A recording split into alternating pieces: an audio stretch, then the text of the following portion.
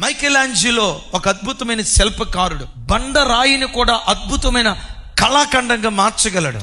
తన అనుచరగణంతో నడుచుకుంటూ వెళ్తూ బండరాయిని చూసి, ఆహా, అద్భుతమైన కళాఖండం అని అన్నాడట. వీళ్ళు చూస్తున్నారు, అద్భుతమైన కళాఖండం అన్నాడు, ఏమి లేదే, బండరాయి తప్పితే ఏం కనపట్లేదే అని అనుకున్నారు. అద్భుతం. కొన్ని రోజుల పాటు శుద్ధి తీసుకొని, శానం తీసుకొని ఆ బండరాయిని చెక్కటం ప్రారంభించాడు. ఆ బండరాయిలో సజీవంగా ఉన్న మోషే రూపాన్ని అద్భుతంగా చెక్కాడు.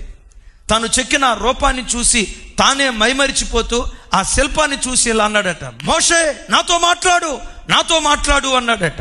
చుట్టూతో ఉన్న వాళ్ళు, సార్ అది విగ్రహం సార్, రాతి బొమ్మ సార్, మాట్లాడమంటారేంటి? ఆయన అన్నాడట, ఈ విగ్రహాన్ని చూస్తే సజీవంగా ఉన్న మనిషిలాగుంది అన్నాడట.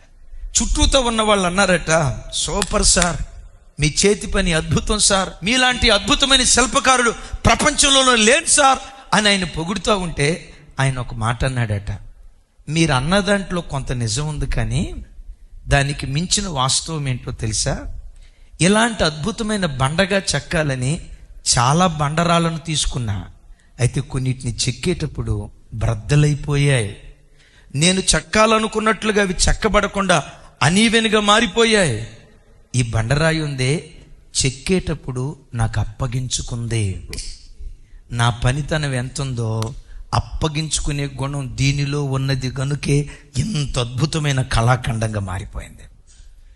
బండరాయివే, కానీ నీకు తెలుసా, బండరాయి లాంటి నీలో యేసుక్రీస్తు తన పోలికను చూశాడు, తన సారూప్యాన్ని చూశాడు, తన స్వభావాన్ని చూశాడు.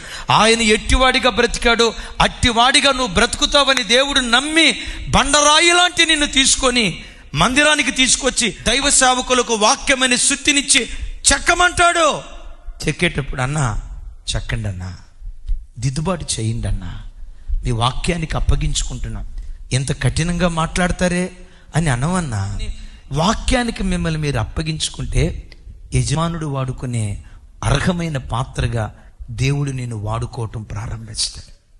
కంపెనీ మనుషులు వాడుకునే వస్తువులను తయారు చేస్తే మందిరం దేవుడు వాడుకునే మనుషులను తయారు చేస్తుంది. ఎట్లా తయారు చేస్తుంది? వాక్యంతో కొట్టి కొట్టి కొట్టి కొట్టి కొట్టి కొట్టి కొట్టి కొట్టి